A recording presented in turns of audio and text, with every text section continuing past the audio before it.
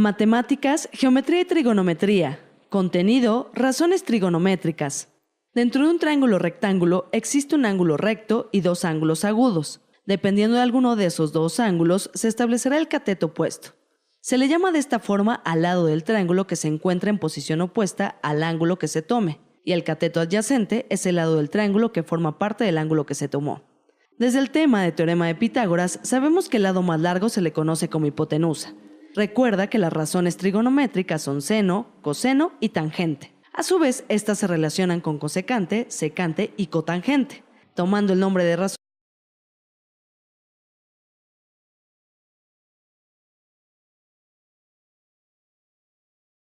razones trigonométricas inversas. En el siguiente triángulo rectángulo, identificamos la hipotenusa y los catetos correspondientes para saber el valor de las razones trigonométricas. Para ello, partimos identificando el ángulo en cual nos apoyaremos. Sabemos que el valor de la hipotenusa es 6, y el del cateto adyacente es 5.19, y el del opuesto es 3. Podemos decir que seno de beta es igual a 3 entre 6, coseno de beta es igual a 5.19 entre 6, y tangente de beta es igual a 3 entre 5.19. Recuerda que como estamos hablando de ángulos, tenemos que enfocarnos en los ángulos notables. En una tabla con forma de raíz cuadrada, colocamos en las filas a seno y a coseno, y en las columnas los ángulos notables. En el renglón de seno numeramos de 0 al 4 y en el de coseno de 4 al 0. Lo primero que tenemos que hacer es ubicar la fila y la columna correspondiente, tomando el número en donde se intersectan con su raíz cuadrada, y ese resultado siempre se divide entre 2. Veamos el ejemplo. En el siguiente triángulo debemos obtener el valor de la hipotenusa y del cateto faltante.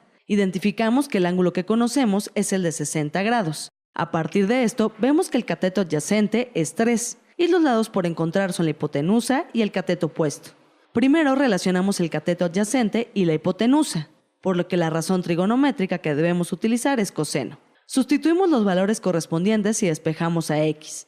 Aplicando la tabla de los ángulos notables, calculamos que el valor de x es igual a 3 entre 1/2. Por lo tanto,